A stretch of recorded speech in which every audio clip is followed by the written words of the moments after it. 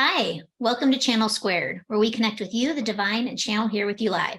I'm Heather Marie, founder of Soulgate. And I'm Jody Lynn Craven, founder of Abundance Consciousness. And today we are talking about women. Are they trying to erase us? Question mark.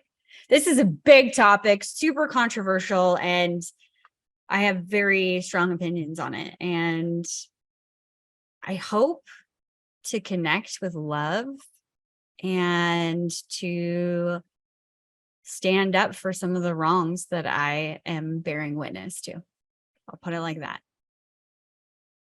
So let us set the stage for how this topic even came up.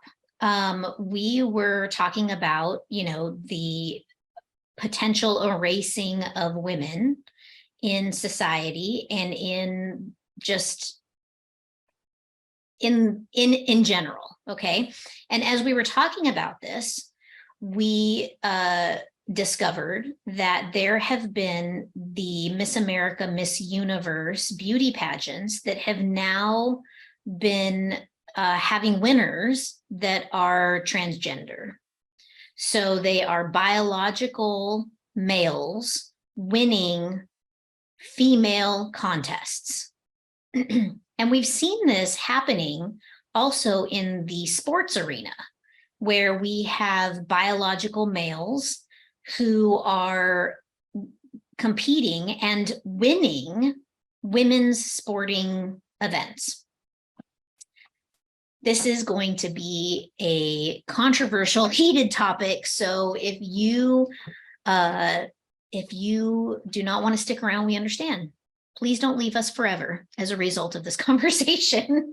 Well, and I think the hard things, the uncomfortable things need to be talked about. This makes me feel uncomfortable because we just have this huge cancel culture. And, if you don't agree with the mainstream wave or what everybody else is doing, you get pushed off a bridge, and I don't think that's right. And I'm witnessing, all of these women having their titles ripped away or their safe spaces ripped away. And I think that it's wrong. And something that my husband said really bothered me. And I've been thinking about it ever since. And I haven't said this to you, Heather, so this is just going to be live for all of you. He said, women have been fighting for a long time for equality, and they will stand up and fight for everything, every little thing. We want to vote, we want to this, we want to that. And my husband, he loves women, and he's not biased or sexist in that way. And he said, but I don't understand how women aren't standing up now. And I really took that to heart because I also haven't said anything about it. And I asked myself why I've been quiet. And it's this fear of being canceled, being misunderstood, being judged, being trolled, all of these things. But I watch, and you mentioned sports, Heather. And there's this one lady, her name's Riley. I can't remember what her last name is, but she's been speaking a lot lately. And I'm sure you've heard about the swimming competition or whatever, and the transgender female, so a biological male won. And there's more to that story from what I've heard from Riley speaking. And it would be awesome if we could have Riley on the show to talk about this.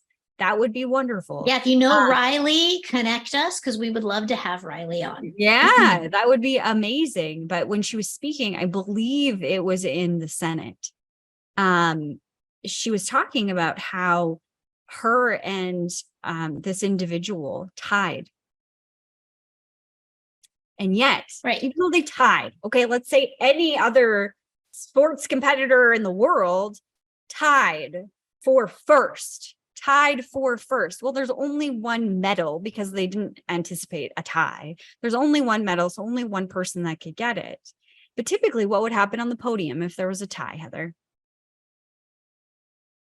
I don't even know what would happen. Do they stand up there together? Yeah, that would be the most logical thing. They had a dead heat. They were a tie. They stand together. They told her no. They said what no. Do you mean they told her no? They told her no for all of the photo opportunities. This transgender woman stood there by herself. They would not let the biological woman who tied with the transgender woman stand up there together. They gave the medal to the transgender woman.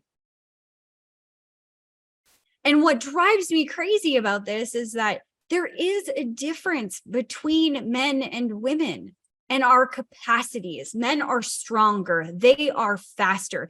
And when they're talking about this stuff, like they don't talk about that stuff in our House of Commons in Canada, but they do in the Senate and different places politically in the United States. But a lot of times these representatives that are coming up and saying, yes, it's okay for transgender females to be a part of the women's category, oh, well, they would never beat the top players. Yes, they do. Look, Serena Williams went up against and the 200th person in the male category and lost because we're built differently. And I just feel as though this women's private spaces, women's safe spaces, places where women have traditionally excelled, the space that we carved out is being collapsed and taken over, and we're being left behind. And that's sad. And I'm not saying that transgender individuals should not compete, but perhaps maybe it should be a separate category, not the same one, because they're not built the same. Well, and I think I think there is the solution, right? Is creating a separate category for transgender individuals, and like the reality is exactly that. Physiologically, we are different, and that starts in utero, right? So when a child is born, they have all of the hormones, the coding, the networking, all of the systems in place for them to physically develop into with the gender that they were assigned, right? And by their genetic code. Yes. Yeah. And the thing is that men, even tiny men, are stronger than strong women. Yeah. Just like you said, Serena Williams went up against the 200th man, and still lost. 200 people were stronger than that person. Yeah. And she lost. Well, and we're talking about a super athlete. Yes, the fastest, I can't remember what distance runner it is. I think it's like a short sprint runner. The fastest woman in the world, her time was beaten by 18-year-olds. High school students, boys, high school men, boys, whatever you want to call them.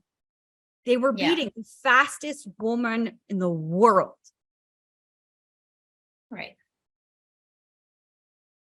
Yeah, I think that this is a terrible thing. And I think that if, if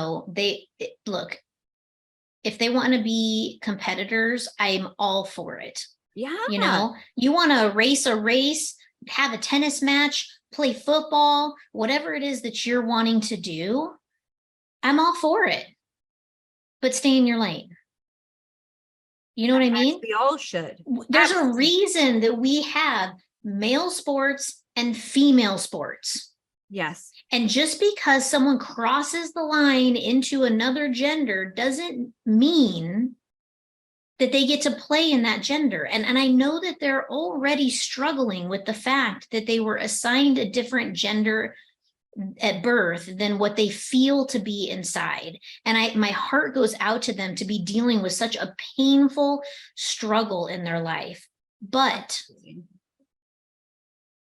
compete with your own, right? There are other transgender athletes that would love to compete with you. Is it necessary to now look? Let's say the shoe is on the other foot. Okay, we have a biological female that crosses over, becomes male. Okay, but is a biological female, and then smokes the shit out of the guys, this would be an entirely different conversation. So does that make us hypocrites? Maybe, but would the male population allow that to happen? I think they would be upset with it.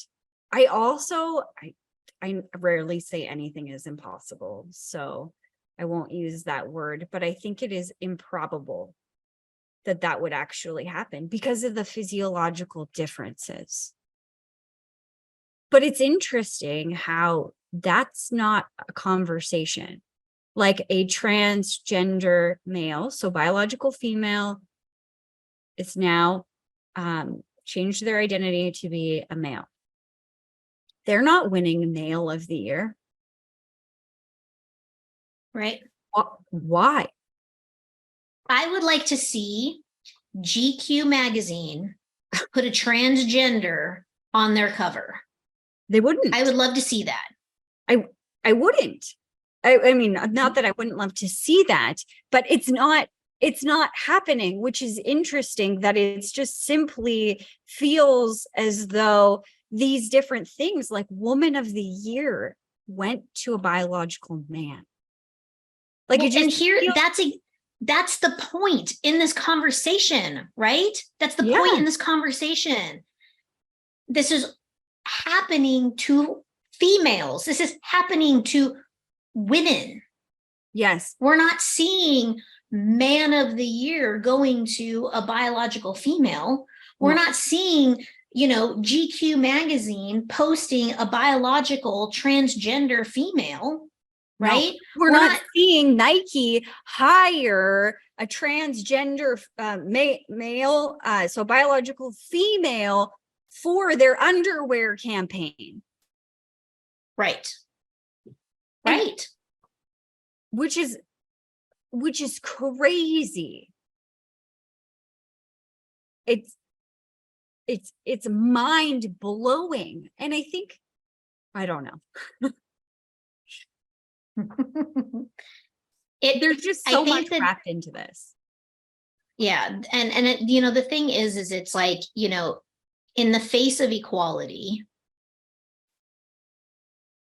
if we're going to have equality, we should really just have it. Okay. If we're going to have biological males competing in women's sports, being Miss Universe, being Miss America, being, Woman of the Year. Okay. If we're going to have this, we need to also have it on the other side. And so I don't know, maybe men's sports need to give a handicap to the biological female so that she can compete on an equitable level. Okay. We've got a biological female that wants to swim against the men in the Olympics. Okay, great. Line her up, give her a handicap because she's physiologically less than her male counterparts. Yeah. If we're talking because that's what we're talking about, right? Yeah. That's what we're talking about, right? So the men are stronger, more physically fit, they're more powerful in that way physiologically because they were born this way, and they're competing in female sports, crushing female sports because they have a handicap of physiology. Let's give it to the ladies too. Okay, 100%. You've got a woman who's transitioned to man and she wants to compete in a man's sport. Great. Give her a handicap. She gets an automatic 10 seconds off of her time because physiologically she is weaker than they are. But in the tune of equality, we need to make it equal. If the men are going to crush the women should get to crush the men. This is the imbalance, right? Like I'm all for things being equal, but let's be real.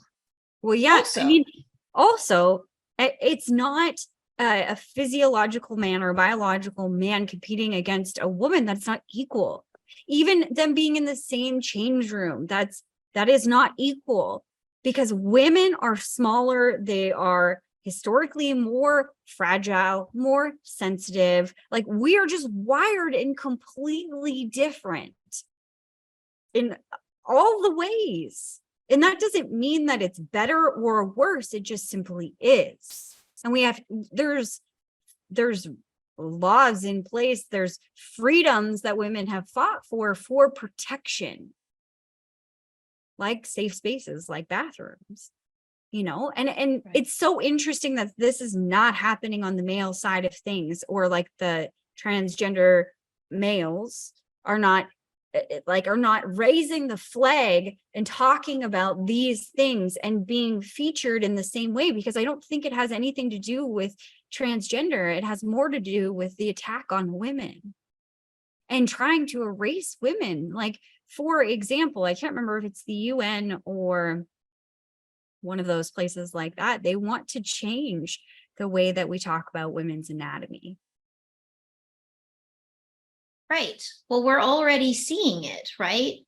Chest feeding versus breastfeeding, birthing parent versus mother. We're already seeing the language is already changing. At least it is here. Yeah. And like the fact is that a birthing parent has a uterus and a vagina, which is a female sexual orientation. Yeah. Now, I know that there are some females out there that identify with being non-binary. They don't want to be thrown in to the female category. Okay. And so maybe birthing person feels better to them. But when you get down to the nuts and bolts of science of it all, you are a woman.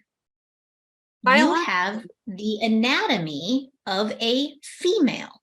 Yes. So, this conversation, while it's, maybe being spurred from the idea of being inclusionary of all people, it's exclusionary of another group of people. So if you're going, okay? if you're saying birthing person instead of mother, you're excluding all of the mothers using birthing person. Because I'll tell you what, if I go into a hospital to give birth and someone calls me a fucking birthing person, I'm probably gonna punch him in the nose. Yes. Because I earned mother. I fucking earned it. And you want to be called mother. Exactly. And I mean, the newest thing is that a vagina is no longer a vagina. It's called the bonus hole. Can you imagine? What? Yes. They are trying to erase the word vagina and put bonus hole. Why? So that it's it's inclusionary, like it includes biological men who have transitioned over to being transgender women, so that they don't feel bad that they don't have an extra hole. So it's just the bonus hole. This is the center, the epicenter of creation of man, of our entire human race. And you are trying to erase it. You're trying to erase where the spark of creation begins, in a mother's womb, in a woman's womb. Are we crazy? Yeah. Like, that pisses me off. A biological male cannot have a child. They do not have the parts to do so. They can also not breastfeed. No matter how many chemicals they pump themselves with, which is a completely different story. They can't breastfeed. They can't sustain life. They cannot create life. A woman creates life. A biological woman creates life. How is it equality to erase that fact? How is it equality to erase woman? How is it equality to erase vagina? How is it equality to erase the beautiful things that women have achieved, the records, the milestones that they have achieved, and erase it? Like, the new records in sports are being created by biological men. Like, imagine those athletes who created those records, who set those records. Imagine how they feel being completely erased from history by a man, biological man. It's interesting. As we have been talking about this, I was thinking about the other direction. So females, biological females becoming males. And in my previous career, I did a lot of paramedical tattooing. So, women who had breast cancer and had radical mastectomies, part of their reconstruction is tattooing back on the areola complex so that it looked normal. It appeared normal. Some of the work I also did was tattooing the whole penis complex to make it appear normal also. So women who have transitioned from female to male, there's very complicated surgeries that go into that process. And at the completion of it, it's an unworking structure. So, they can't have penetrative sex because it doesn't function that way. It is simply a aesthetic change. And, it doesn't have the same physical appearance as a natural penis because it's not. So, there are very small number of tattoo artists in the world that it can even do this type of reconstructive tattooing to make it appear normal at a glance, of course. You walk up and touch it and you realize that's illusionary. Okay. Yeah. But when you look at this, it's really interesting to see how many facets and how dynamic this conversation actually is. Yeah. In both directions. And I think it's important that we have these conversations because we're living in a time where there's so much transition and there's so much opposition that we need to have these conversations. Yeah. And I mean, I would love to talk to and have talked to transgender people. I'd love to talk to more transgender individuals. And the few that I have talked to about this, I've asked some really difficult conversations, difficult for me to ask because they're uncomfortable. And I don't want to make anybody uncomfortable. And I want to just love people. And these people that I have talked to, these individuals, I love them. Like I want to pour love into them and lift them up. And it's so interesting how different the narrative that we're seeing that we've spoke about today is different from the people that I've talked to that have transitioned. I've heard from a few of them that say, I am my biological sex. I don't believe that I am this other gender. And, I don't, believe that I should take this space that was reserved for a woman. That's not what I'm trying to achieve. I just want to be accepted the way that I am. And there's so much around all of this. It's very confusing and very uncomfortable to talk about, to be really honest. Well, and I think, look, if you're listening to us right now and you are transgender, reach out to us. Yeah. hello@channelsquared.co. Reach out to us. We would love to have you come on the show. We'd love to talk with you. We'd love to, become more educated on your journey and what it's been like for you and get your thoughts and opinions on this very topic. Are women being erased? What are your views on, sports? What are your views on including it's being so radically inclusive that we're excluding women, and why it's not happening on the opposite side? This conversation is not happening for transgender males. Right. And maybe it is. Maybe we're just ignorant to the fact that it is. And if we are, please, put it in the comments. Send us an email. We would love to have this conversation because this is something that is very real that is occurring in our timeline right now. And I think that we definitely should have more of these conversations for sure. Yeah.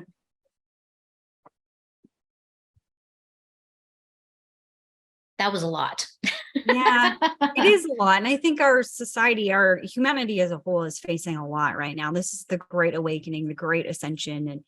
And, this is one of the things that we're all in together and just trying to figure it out. We're not going to be perfect at anything, perfect doesn't exist. Though if we can move forward with understanding and humility and compassion and love, we'll find our way through this, and we'll find our way to making things more inclusive, a better place for the future generations that are to come. And that is our ultimate goal, I think, as humanity, as humans, as souls, is to create something beautiful.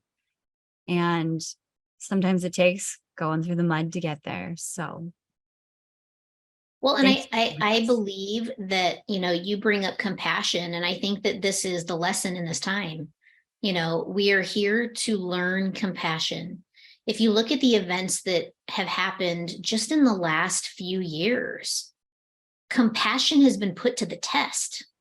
Compassion for people who, got vaccinated, didn't get vaccinated, people who wore masks, didn't wear masks, people who, are having issues with the sexuality they were assigned at birth, how they identify, do they identify male, female, human, not human? There's this Yeah. this continual flow of opportunities to have compassion for one another.